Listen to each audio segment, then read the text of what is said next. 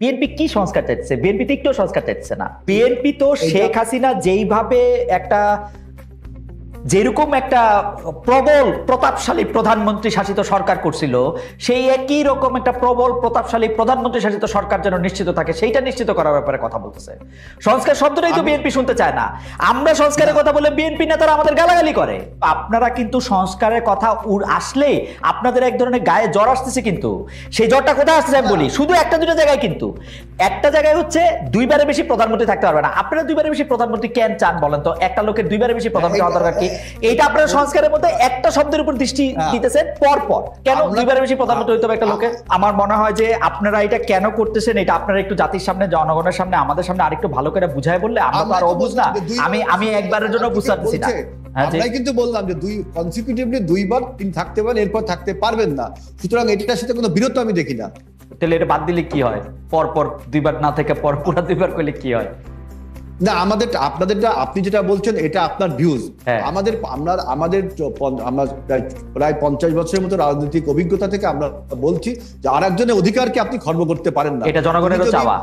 Third টাইমের পরে fourth time তিনি যদি হতে চান, থার্ড টাইম বাদ দিয়ে হতে চান, তার যদি সেই সক্ষমতা থাকে, সেই যোগ্যতা থাকে, জনগণ যদি তাকে ভোট দিতে চায়, তার যে প্রিভিলেজ, এই নাগরিক অধিকার, এটাকে আপনি বঞ্চিত করবেন কেন? বঞ্চিত করবেন এটা আপনি মনে করছেন যে এটা অধিকার, কিন্তু আমরা জনগণ যারা তারা আমরা বুঝতে পারতেছি না যে আপনি কেন দুইবারের বেশি আপনার প্রধানমন্ত্রী থাকতে হবে। দেখেন, পৃথিবীর কোন দেশে একজন পলিটিশিয়ানের ছেলে পলিটিশিয়ান কি হয় না? হয়। আপনার নেহেরুর মেয়ে আপনার ইন্দিরা গান্ধী কি হয়েছে না? ইন্দিরা গান্ধীর ছেলে সঞ্জয় গান্ধী, রাজীব গান্ধী হয়েছে না? তার ছেলে এখন রাহুল গান্ধী হচ্ছে, এবং খুব খারাপ স্থানে কি হচ্ছে না? খুব খারাপ উদাহরণ হিসেবে হয়েছে, খুব খারাপ উদাহরণ হিসেবে হয়েছে। এই জন্য আজকে কংগ্রেস শেষ। আপনি খুব ভালো উদাহরণ দিয়েছেন, এই জন্য কিন্তু আজকে কংগ্রেস শেষ। কংগ্রেস শেষ কিন্তু আজকে। হ্যালো ভাই, আমরা লক্ষ্য করতেছি যে বিএনপি নানা ধরনের রাজনৈতিক দলগুলোর সাথে ধারাবাহিকভাবে বৈঠক করছে। জুলাই মিত্র হিসাবে আপনারা তো আপনারা বলছেন যে এটা সমমনা রাজনৈতিক দলগুলোর সাথে বৈঠক, কিন্তু জুলাই বিপ্লবের অংশ হিসাবে এনসিপিও তো আপনাদের সমমনা। এনসিপিদের আসলে এই বৈঠকে এনসিপিকে এই বৈঠকে আপনারা আমন্ত্রণ জানিয়েছেন কিনা, জানাবেন কিনা, তাদের সাথে আলোচনা করতেছেন কিনা, করবেন কিনা? এটা একটা কেমন কথা না যে অন্য অনেক রাজনৈতিক দলরা আপনারা আমন্ত্রণ জানিয়েছেন, এনসিপিকে আপনারা আমন্ত্রণ জানান নাই। এইটা কি আপনারা ইচ্ছা করে ওনাদেরকে বাদ দিতে চাইতেছেন? এনসিপিকে আপনাদের প্রতিপক্ষ মনে করতেছেন? কেন? না, আসলে ধন্যবাদ। আপনার প্রশ্নটা খুব আপনার কন্টেম্পোরারি এবং ইম্পর্টেন্ট প্রশ্ন, যে এনসিপি কে আমরা যে ডাকিনি, ডাকবো না, এই কথাটা ঠিক না। আমাদের সাথে এতদিন যারা অভ্যুত্থানের শক্তি ছিল, আমরা একসাথে 17 বছর যে আন্দোলন সংগ্রাম করেছি, তাদের সাথে আমাদের আলোচনাটা এখন চলছে, এবং একটা পর্যায়ে এনসিপির সাথে আলোচনা হবে। এখানে আরেকটা বিষয় হলো যে এনসিপি এখনো কিন্তু নিবন্ধিত রাজনৈতিক দল না, এখনো আপনার একটি রাজনৈতিক দল হয়ে উঠছে। এবং আপনার আমি মনে করি এরা যেহেতু এখনো আপনার কোনো ঘোষণা দেয়নি, তাদের রাজনৈতিক ম্যানিফেস্টো দেয়নি, ঘোষণা হয়নি, কোনো কর্মসূচি দেয়নি, এখনো ওইভাবে রাজনৈতিক দল হয়ে উঠেনি। রাজনীতিতে তারা রাজনৈতিক দল হিসেবে আত্মপ্রকাশ করেছে, আমরা সাধুবাদ জানাই। আমি একটা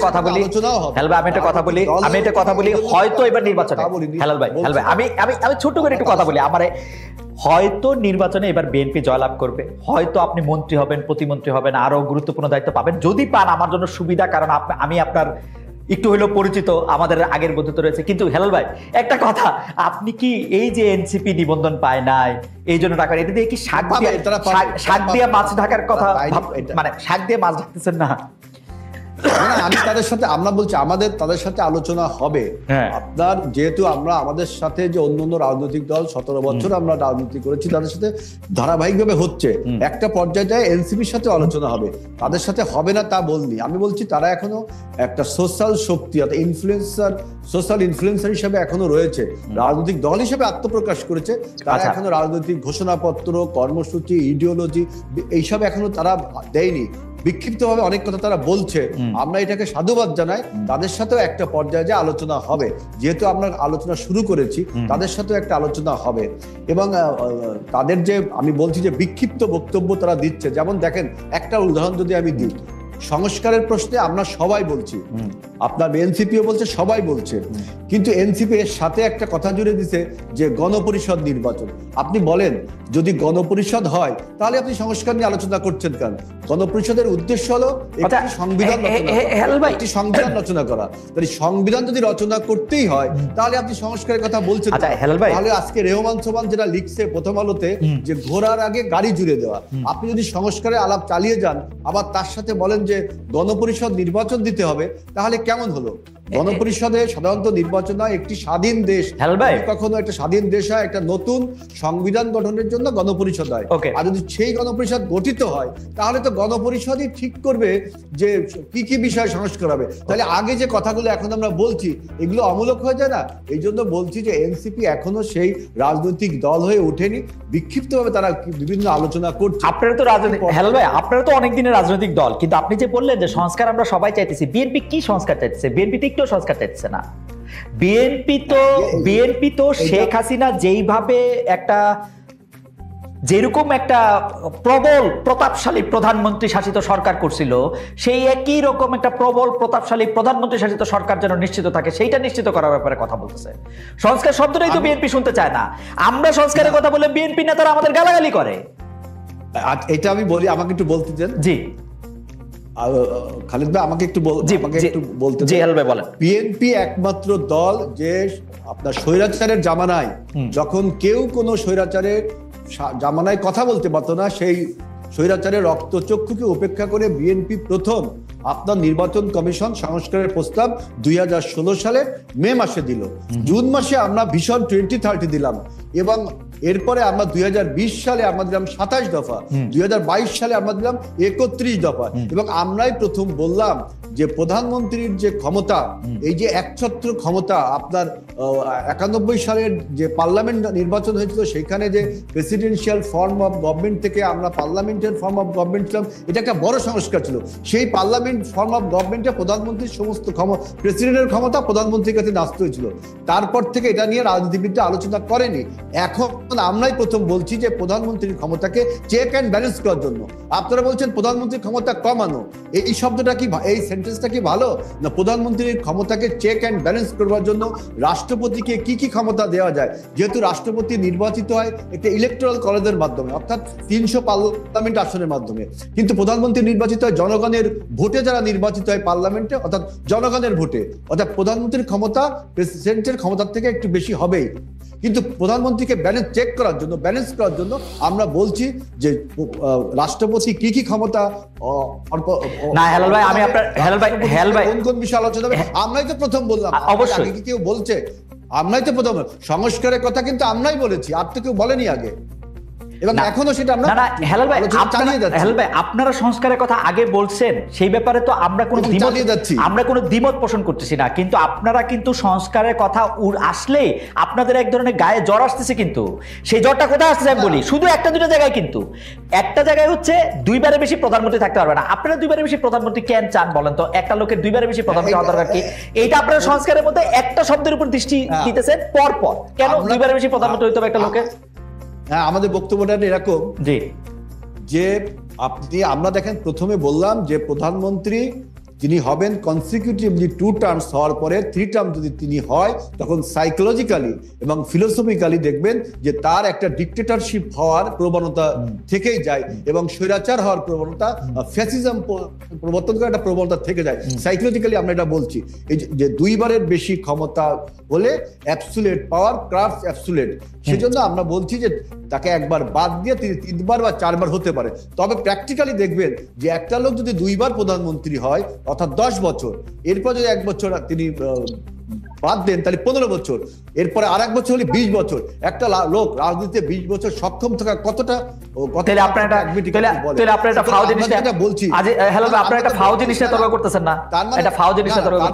ফাউ কেন? আমরা বলছি যদি তিনি 2 বছরের 2 বার থাকতে পারে, তাই 3 বার থাকতে পারবে না, কারণ সাইকোলজিক্যালি তার মধ্যে ফ্যাসিজমের একটা প্রবণতা লক্ষ্য করা যায়। এই জন্য আমরা বলছি, কিন্তু আপনি একজন লোক যদি সক্ষম থাকে 3 বারের পরে 4 বারের পর, তখন তো তার অধিকারকে আপনি খর্ব করতে পারেন না। এই জন্য আমরা বলছি 2 বারের পরে তাকে একবার বা দুইবার তাকে আপনার রেস্ট নিতে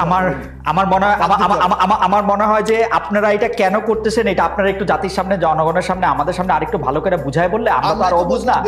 আমি একবারের জন্য বুঝতে পারছি না। আমরাই কিন্তু বললাম যে কনসিকিউটিভলি দুইবার তিনি থাকতে পারেন, এরপর থাকতে পারবেন না। সুতরাং এটার সাথে কোনো বিরোধ আমি দেখি না।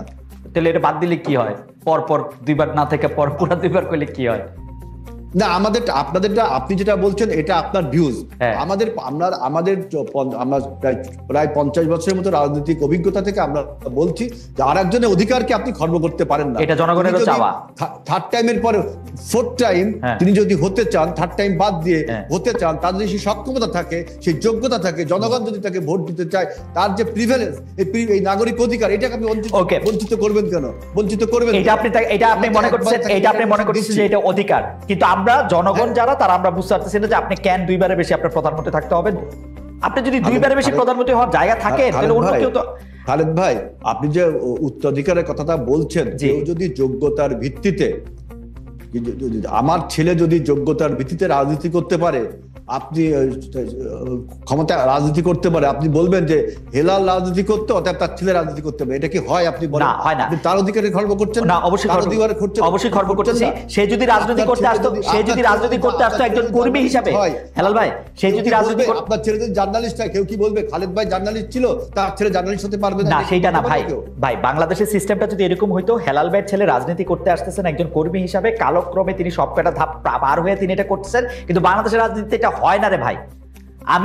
আপনারও অনুরোধ করতেছি, আপনি একটু খেয়াল করে দেখেন, এটা হয় না। নেতার ছেলেদের আগমন বা মেয়েদের আগমন একটা ল্যাটারাল এন্ট্রি হয়। এইটা যতদিন পর্যন্ত, আমি একটু বলি খালেদ ভাই, আমরা একটু আদিবরে শুনবো না? আদিবরে শুনে আবার এই প্রশ্নটা উত্তর শেষ করি আমি।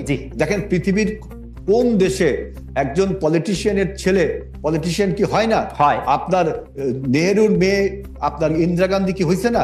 ইন্দিরা গান্ধীর ছেলে সঞ্জয় গান্ধী, রাজীব গান্ধী হয়েছে না? তার ছেলে এখন রাহুল গান্ধী হচ্ছে, এবং খুব খারাপ স্থানে কি হচ্ছে না? খুব খারাপ উদাহরণ হিসেবে হয়েছে, খুব খারাপ উদাহরণ হিসেবে হয়েছে। এই জন্য আজকে কংগ্রেস শেষ।